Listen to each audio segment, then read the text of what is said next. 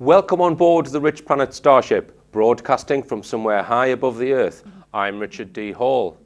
In tonight's show, we will be discussing a very disturbing phenomenon, that of animal mutilation, and the controversial subject of human mutilation. The show was recorded in March 2010 and was the first Starship show produced, so there are one or two technical problems, mainly the fact that one of the cameras wasn't working. Nevertheless, this hopefully will not detract too much from the show. We believe from evidence which has been uncovered over the last decade that there has been a government cover-up from the highest levels on this issue for quite some time. DEFRA, that's the Department of Environment, Food and Rural Affairs, have an efficient strategy in place involving the monitoring of vets, farms and members of the public.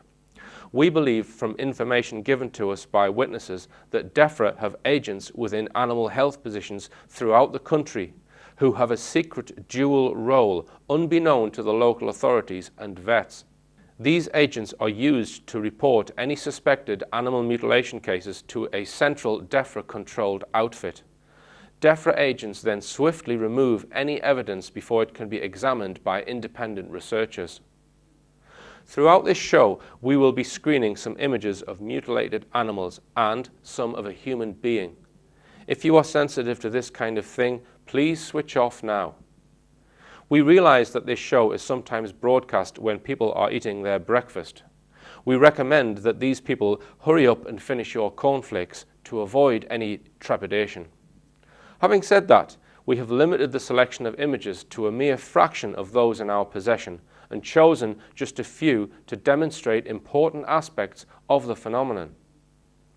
Just in the last few weeks, there have been cases of mutilated seals turning up on the shores of the UK. Since late 2008, a total of 52 mutilated seals have been found along the east coast, from St Andrews Bay in Scotland down to the North Norfolk coast. The injuries on some of the seals is bizarre to say the least. Some have had corkscrew-shaped deep cuts along the length of their bodies. The consensus of opinion among experts, including Dr. Dave Thompson of the Sea Mammals Research Unit, is that boat propellers are not the cause of the injuries, as there has been no bone damage. Also, seals are shy creatures, and it is rare for them to be killed by boat propellers, certainly not in such high numbers. The cuts start at the left side of the lower chin and work rearwards with a peeling action. Considerable cutting force is applied without interruption. Seal blubber is very tough, and the cuts were made with no jagged edges or breaks. An RSPCA vet in Norfolk has done post-mortems on 12 seals, and one post-mortem has been done by the VLA in Bury St Edmunds. The RSPCA vet said the cuts looked like they had been caused by some kind of machinery with great force, and also that the seals were in perfect health before the mutilation wounds were inflicted. So far, the authorities are baffled and do not have an explanation. I hope to bring you a report on these cases in the near future as more information is uncovered. In tonight's show, I talk to David Cayton about the bizarre mystery of animal mutilation. David was a photographer in the RAF for 10 years, then worked for British Aerospace for 28 years, rising to become the head of the non-destructive testing division. Since retiring, he has spent 13 years investigating strange animal deaths and spoke to me on the Starship in March about his research. Well, it's good to have you back on board the ship, David. Thank you very much, Richard. Okay. It's good to be beamed up again. Good. I'm enjoying it more this time. I got a bit vertigo last time. Really? Yes. I'll have to have a word with the technicians then. Okay, so you've come along today, David, to talk about the animal mutilation phenomenon. Yeah. And viewers may already know about the film Silent Killers that we made in May 2009. I do hope so. An hour-long documentary which charts a lot of David's and members of the APFU's work into the very strange animal mutilation phenomenon. Yes. Yeah. And I mentioned the APFU there, David. Would you like to just tell us a bit about the APFU? What does that stand for and what's it all about? Well, it's a name that one of the members, Phil Hoyle, actually coined. We had kicked some ideas around. There was 3 or 4 of us, no, 5 originally, people we got together after I'd been looking at the mutes on my own for 3 or 4 years, and got Phil interested because he'd seen something in UFO magazine, Quest UFO magazine, and we decided to pool our efforts, and Phil saw connections with the work he was doing with abductions possibly. So he decided his best name was Animal Pathology Field Unit, and we chose that because of the pathology umbrella, because we had I'd had a professor of pathology in Manchester University, Tony Fremont, who kindly agreed to help me and look at some animal bodies. Okay. So we've been running since about 2001 doing that. And so your group has been investigating strange animal deaths, injuries, disappearances, all that kind of thing, and the injuries are of a nature that don't seem to be carried out by normal animal predation. Now, could you just describe, because there's a sort of core group of you, the 3 of you now, mainly in the APFU, isn't it? And you know, you've had some issues over the last sort of year or so. Would you like to expand on that, David? So that we had some various views and disagreements about who might be doing these mutilations, and the main issue, I guess, was the different viewpoints on the likelihood of human mutilations being done by the same agency who were doing the animal mutilations. Because some people seem quite happy to, you know, postulate about strange things happening to animals, but as soon as it gets a little bit closer to home, it's suggested that they're doing it to human beings. It's a whole new ball game, isn't it, David? Well, it certainly is, because the whole level of fright and fear, I guess, changes dramatically. Yes. It's one thing for a beast of the field who we raise to kill and eat, being killed strangely, and these mutilations taking place, which people can sort of live with that. Although a lot of people don't like it. Yes. I've found in ufology, particularly people in crop circles studies, who find it objectionable. But the human side is more of a problem. Yes, and that is something that certainly Phil and Mike, who are members of the APFU, would probably disagree with you on. They don't think it's a human phenomenon. They believe that the evidence that has been presented so far is perhaps shaky, they would say. And I do want to get them on the show to put their case. Yes, so that would be, you know, just to see where they're coming from on that. Yeah. Well, we will talk about the human mutilation phenomena later on in this show. Yes, fine. Yeah. Okay, and if we talk about the evidence itself, what are the characteristic traits, David, just briefly before we move on to some cases? Well, they're always pretty much the same. Often there's no blood, or the blood is being changed in the carcass, and there's usually very little evidence of it. There's certainly not blood all around the wounds and on the ground, and none of the animal owners has ever found any. So the blood basically is missing or has been changed in some way and then removed. And then you get the various wounds and injuries starting at the head end. The most common thing is a strip to the jaw, usually usually left side. More often than not. Why that is, I've no idea. And it's stripped clean right to the very bone, and the edges of the cuts around the flesh and the skin of the animal is very neat and tidy. Sometimes it extends around to the snout. The teeth never seem to be touched. The other next organ is the tongue, and often the tongue is completely missing, or right from the back of the root, or there's a strip, maybe 2 or 3 centimetres from the tip end, but cut sort of diagonally. And then you will find an eye cleanly removed, or both eyes. One of the ears usually, and again usually the left, or sometimes both ears, and often cropped right down to the scalp. And then you'll find holes in the body, and a lot of organs removed, quite small holes in some cases. The animal, in fact, is devoid of any organs entirely in some cases. Limbs are removed sometimes, a tail, very cleanly docked, and through the joints in the bone. And sometimes there's a complete decapitation, and again, cleanly through the IV joint in the spine. With no mess, And then at the back end you'll find genitals cleanly removed. So essentially, they show procedures which are not carried out with normal animal predation. That's no, certainly not. Yes. No. Okay. And just to go through briefly some of the alleged or the proposed explanations that people give, that it is a satanic cult or a secret military project. How would you answer those claims, David? Well, the cults, the people who have these sort of ceremonies, they tend to go for fowl, to sacrifice birds and cut the head off.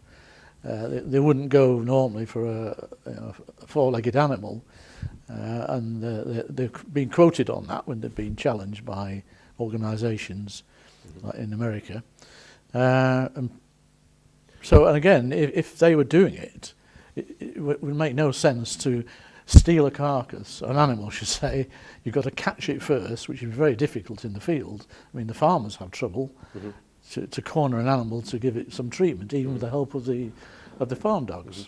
And one thing I find particularly interesting is the fact that nobody's ever been caught, no human being has ever been caught or seen perpetrating these incidents. And there's an item in one of Timothy Good's books, Unearthly Disclosure, I think it is, where he describes, I think it's a cow or a bull, that is actually a farmer witnesses something happening to the animal, and it's being dragged backwards by some kind of invisible force field over a distance, and you can't see what's actually pulling the animal, and you can hear a very faint sort of electrical humming sound, and then the following day he finds this cow mutilated with the classic mutilation injuries.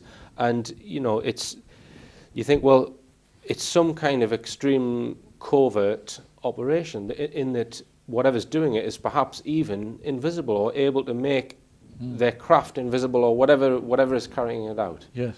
And there are other cases where farmers have staked fields out, on 2 occasions we know about, with shotguns, hoping to catch the perpetrator who's doing it. And they've not seen anything, and in the night, daylight comes, and then 100 yards or so in front of them, there's another dead lamb or sheep lying there with the mutilations, and they haven't seen a thing.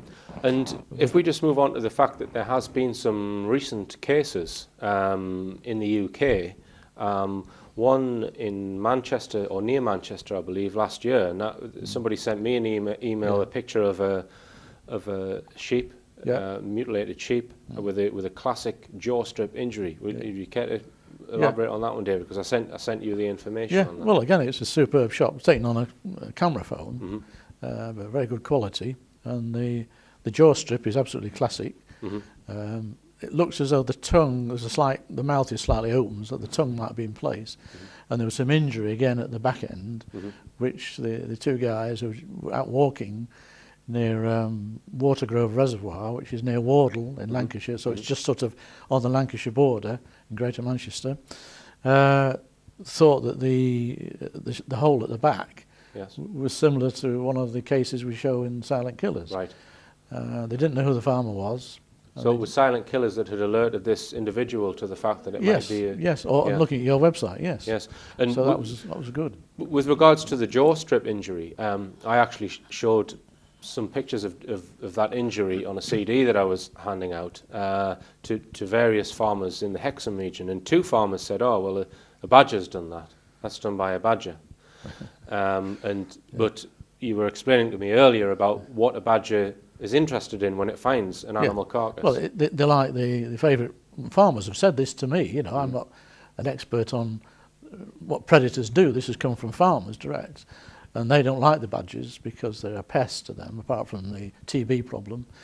And the badger, they say, have very sharp claws, and they rip the chest open, particularly on lambs, and the heart and the liver is the favourite morsel.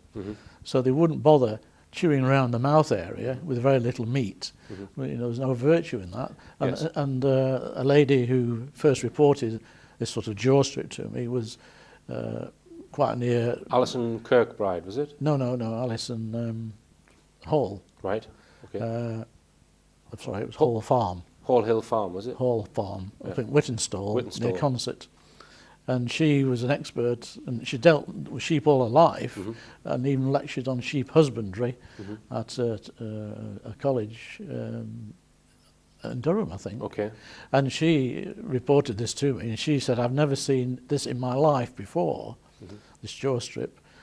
And there was other injuries to the ewe, a half-born calf, which was a breech birth. You know, the head gets locked in the vulva, and the ewe mother died. And they went to collect it the following day and found the head was missing on the lamb now. And the ewe had a very peculiar cut of skin and flesh round one of the legs, right from the hock down to the bottom. Okay, then, and David. it was like a sock, it was like an ankle sock. Yes. So, right. So she dismisses the idea. I mean, if anyone was going to say it was a predator like a badger, it would have been her. Right, well, we're going to take a short commercial break now, David, and we're going to be talking about some more cases, indeed, when we come back. So stay tuned and don't go away. Welcome back on board the Starship. I'm talking to animal mutilation expert David Cayton, and before the break we were talking about the case near Manchester, which was in fact only 4 miles from Todmorden, which is a very famous UFO hotspot where... Tell us about it, David. Yes, well, apart from lots of UFO sightings in that area, there's the famous case of ex-PC Alan Godfrey, who had his abduction experience there. But in 2002, responding to one of the Peel adverts in the Farmer's Guardian, a farmer lady rang me from a place called Lumberts, which is sort of a mile from the centre of Todmorden, and this is only 4 miles from the Wardle Reservoir, from the case of October last year. October 2009. Yeah. And again, they had a ewe which had the jaw strip, some throat damage as well, tongue missing, and one of the ears, and an eye. And then we went to investigate that. A friend, Robert Hulse, came with me and took some movie footage, which is in Silent Killers. And despite them promising to ring me if they found any more, they had in fact 2 other cases within a couple of months, exactly the same. So I found it rather interesting that with just 4 miles distance between the 2 cases, there might be... So this adds weight to the theory that they're interested in very specific zones in the country.